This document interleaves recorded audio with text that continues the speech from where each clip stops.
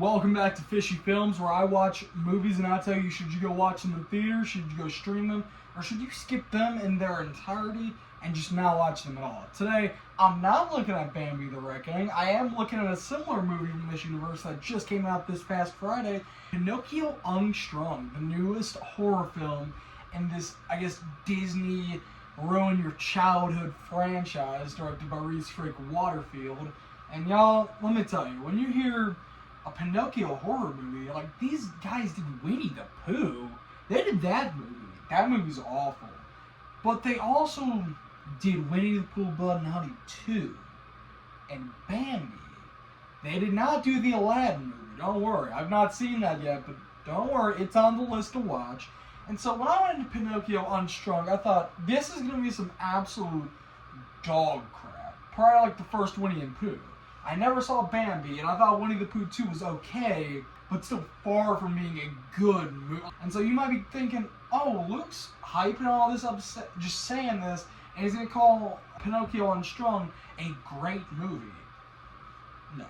No, I'm not. Yeah, sorry, y'all. We're not doing that. No. Now, listen. This is a better movie. This is probably their best overall movie in terms of balancing the right tone and acting and actually, having some sort of script to work with that's not just Winnie the Pooh takes sledgehammer, swing sledgehammer, kill innocent dumb teen who looks hot like a social media influencer. This is not that type of movie. This movie actually has a story. It has a heart. It has good acting. Yeah, I know. Good acting in this type of movie? I would have never expected it either, but this is, to me, the first movie in their franchise that I've seen where I've actually not hated the main character, or in this case, just not entirely hated them for all the wrong reasons. These are actually, unironically, enjoyable characters in an enjoyable movie with somewhat enjoyable kills. They're a little iffy, but if you don't know, the main plot of this movie is that Pinocchio has been made by Geppetto for Geppetto's grandson to have a friend because his former friend Brian died of cancer. Bro got the big C and said, he just passed on, man. So now this little lonely boy gets a new friend in a wooden doll. Yes, you heard me, a wooden doll. If you don't know what Pinocchio is, y'all, have you living under a rock? Do you not have a brain? I get that, but jeez. I gotta say, my first thing here, the characters, like I mentioned, they're likable. I honestly, going into this, I thought I was gonna hate this main character. I thought I was gonna hate this kid and just by the end of the movie be wanting to just pull a Markiplier and just lunge right at him and just do that to him. But no, I actually liked this character. He wasn't an annoying little crap for the whole movie. Pinocchio, he's voice acted pretty good. Like, it's weird.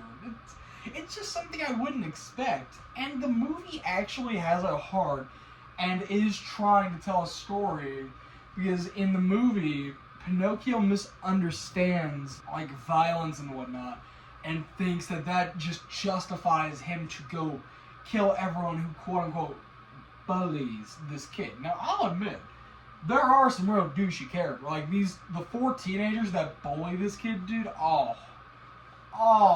they get murdered. They get boinked, alright? They're done. The dentist that gets killed, well, a little less justified. It's not really, it kind of is justified, but not really. Like, I get why Pinocchio does it, because, he's under the impression that this dentist is stealing the little boy's teeth. Okay, because if you don't know, there's also Cricket, voiced by Robert Englund, yes, aka Freddy Krueger, voices Cricket, and he is nasty, and he's mean, and he's great, dude. I love him. And so Cricket's trying to tell him, yeah, you need to kill her. She steals teeth like she's the Tooth Fairy. And again, a little less justifiable of a murder, but it's still a very cool and gruesome kill. All of these kills are. And then you get to the first 2 kills, and it's like, what do these people even do? Because what happens is, Pinocchio walks into a staff gym at a private school, which If this is a staff gym, this girl's in a bikini. Frederick Douglass. Just running on a treadmill. This is a private school. Private schools, can y'all do that? I don't know. I never went to private school. I went to public school.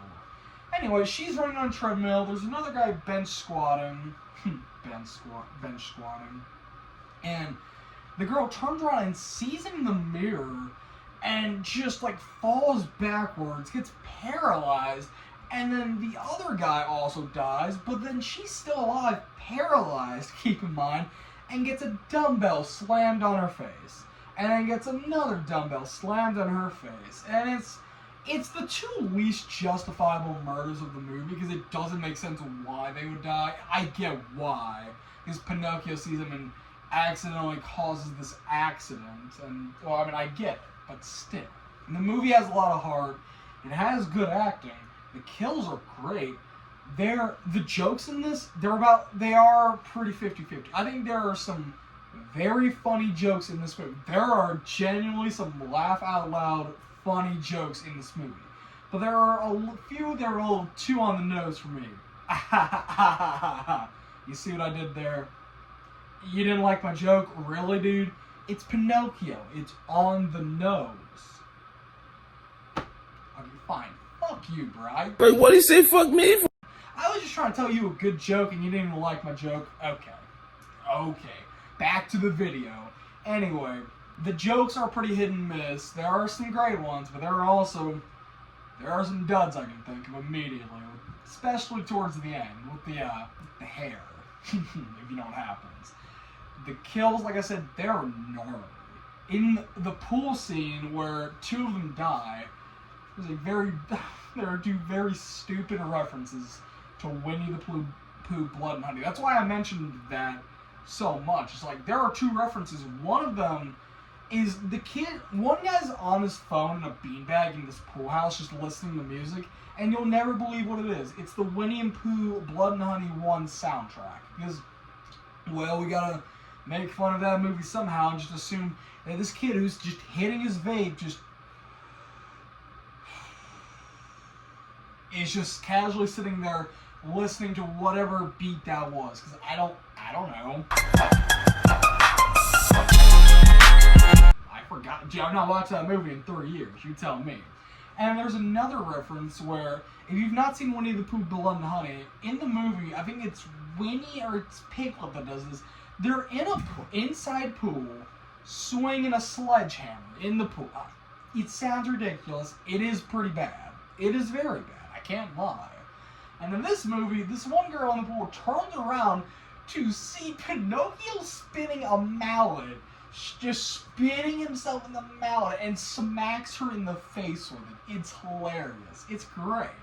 It's like, oh my gosh, dude, I didn't think they were going to do that, but they did that.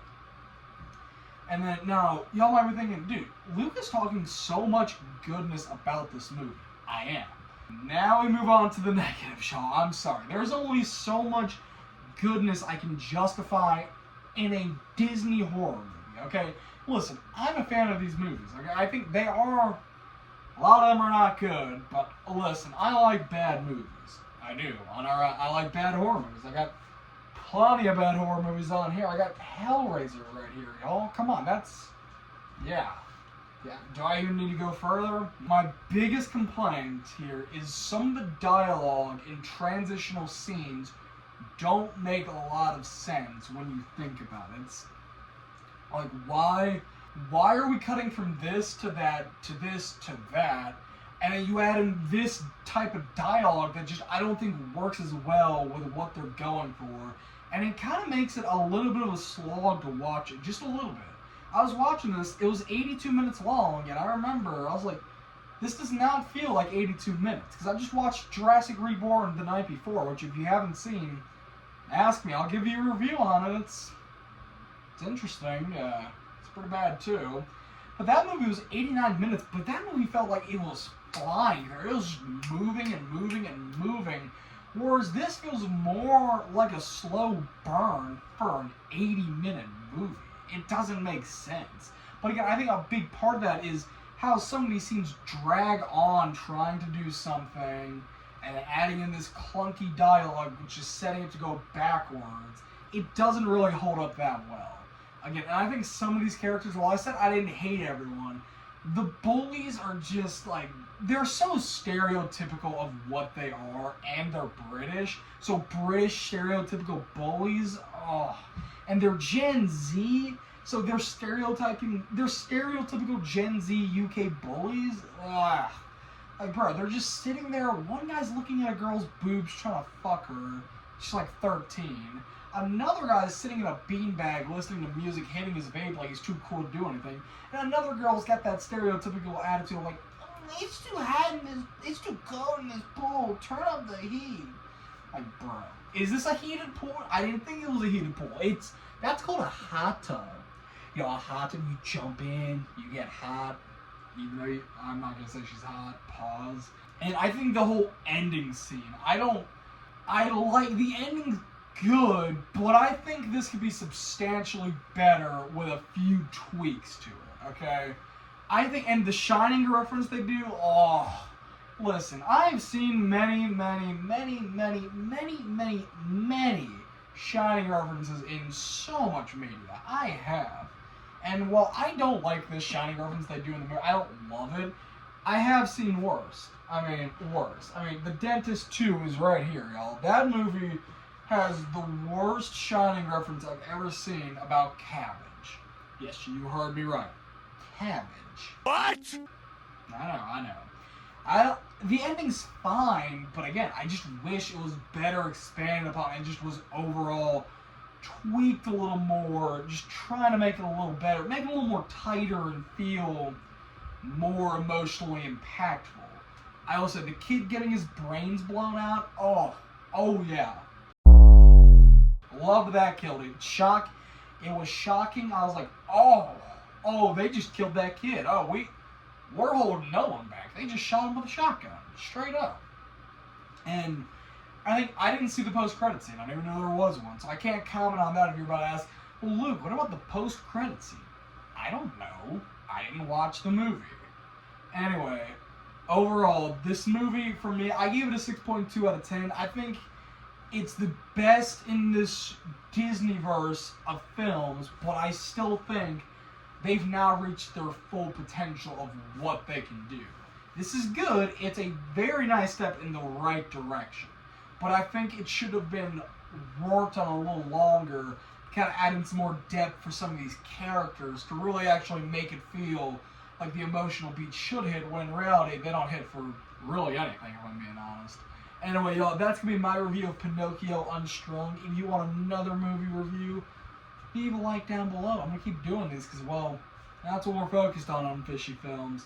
Movies. More so, horror movies. Good night.